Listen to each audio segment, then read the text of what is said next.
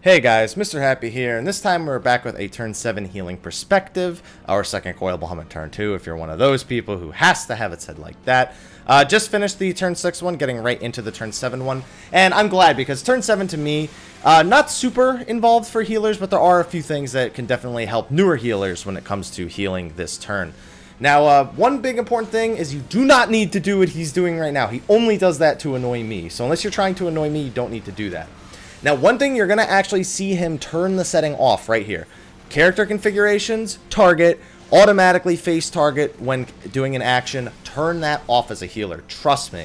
It's going to make your life a million times easier. You don't need to be looking at somebody to heal them, and it'll make it so you don't have to worry about turning around and voicing everybody when you need to heal them. It just makes everything so much easier.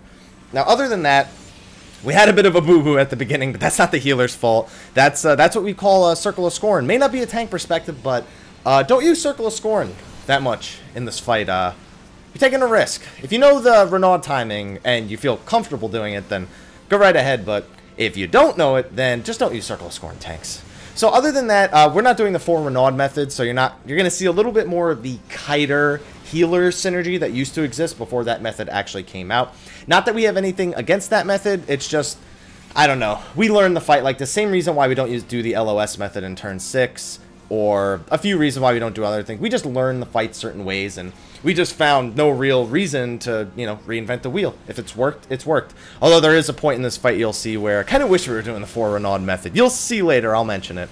So one big thing healers need to remember is there's actually not a huge amount of fully raid-wide AoE damage. There is damage that comes out that I guess you could consider raid damage because it's not on the tanks, but it's very controllable and it's very focused. What I mean by that is, as you can see, there's the fireballs just go for the 2 ranged we have in our case. If you have 3 ranged, or even if you have 4 ranged, then it'll go between them. But all you really need to worry about is every 15 seconds, 2 of your ranged DPS are going to get hit by a fireball. 1 cure, a regen, you know, maybe an Eloquium from the Scholar.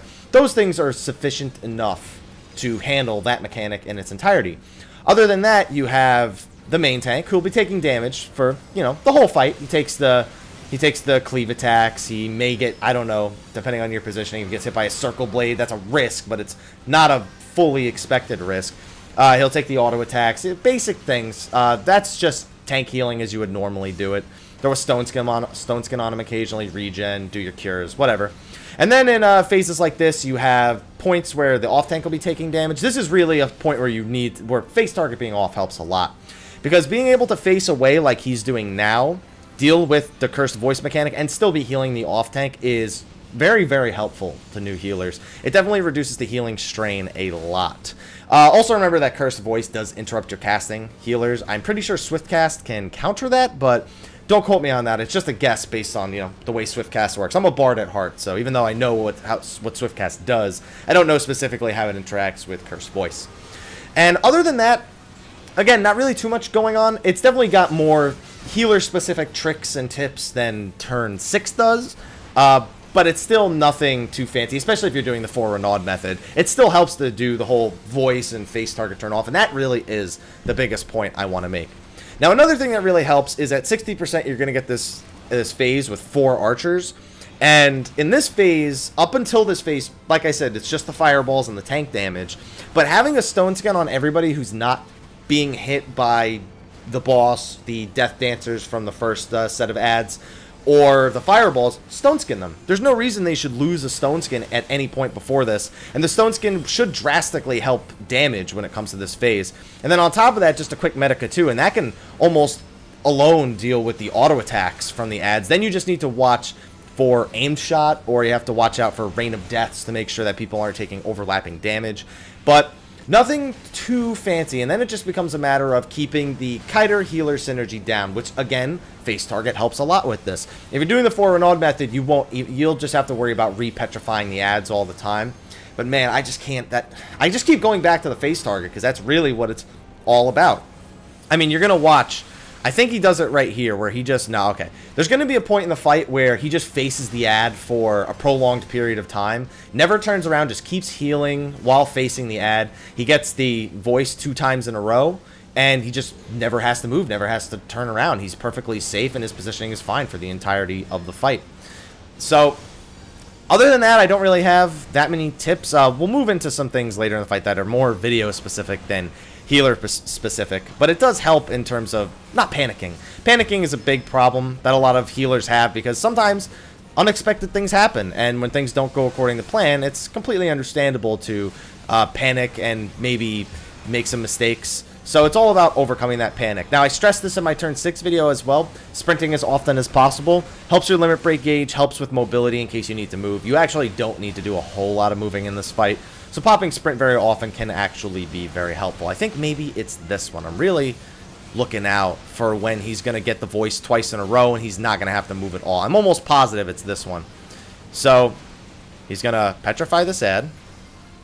Come on. And he's going to keep facing the ad and just keep healing. He moves forward a little bit, but he doesn't stop facing the ad. He just moves forward with his camera like this. Since his character's already facing the direction of the ad, he just, moves towards it a little bit, keeps facing it, and he's good.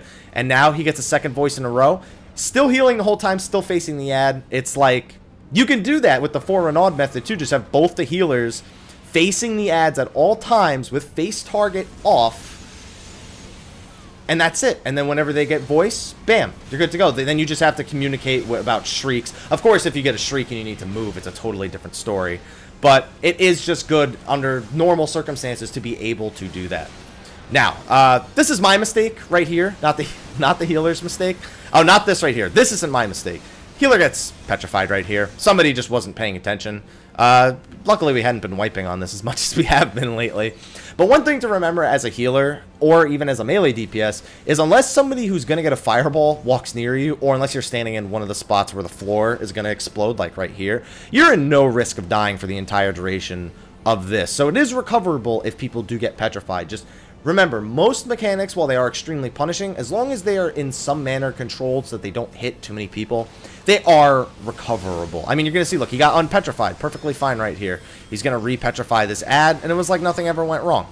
Look, and done deal. Now, this was my mistake. I didn't see another ad had popped, and I let the healer die right here. I am the person doing the kiting for this, and I actually just shot him, but he really wanted to kill the healer before tethering onto me. I don't know why, but I had actually popped a blunt arrow about 2 seconds before he killed me. I don't know. So, other than that, gets up, and it's just back to business. I'm actually very surprised how lucky he gets right here between everything. No petrifaction. I think he hadn't been fully raised yet when it went off. And, of course, our summoner who did the raising for our other healer quickly turned in Matreat and just re-petrify him where he stood. So, other than that, overview. Heal the 2 or 3, just heal the 2 people that get hit by the fireball every 15 seconds. Obviously, the more ranged DPS you have, the more RNG there is between this. But that also means less targets that need to be stone-skinned. Between the phases, like I mentioned, at 60%, people who will absolutely not be taking damage. The more melee you have, the less people this will happen to. But, of course, you want the 2 range to draw the fireballs away from the raid. Heal the tanks. The tanks will take increased damage during the final ad phase and during the first set of ad phase, the Death Dancers. Stone Skin people, whenever, the people who don't take damage often, having stone skins on them can reduce any damage that they may take later in the fight. And other than that, there's not really too much going on. Face target off. Again, I don't even think I needed to say it again, but I will say it again just to be sure. And everything should be okay for you as a healer. This is not too stressful as a healer, except for worrying about petrifying people. So with the face target off, you can make that a whole lot easier on yourself. Hopefully you enjoyed that video. If there's anything you picked from that video that you think that I missed, be sure to leave it in the comments below. As you know, I'm not a dedicated healer, I'm not a super knowledgeable healer, but I can very easily look at footage and say, okay, he does that because this and this because of that. So if I missed anything, be sure to put it in the comments below for anybody else who might be watching the video. Be sure to like, favorite, subscribe, and share this video, and check out the rest of my channel for other videos. I'm going to be doing turn 8 and turn 9 perspectives very, very soon for healers, so I know you're all looking forward to that.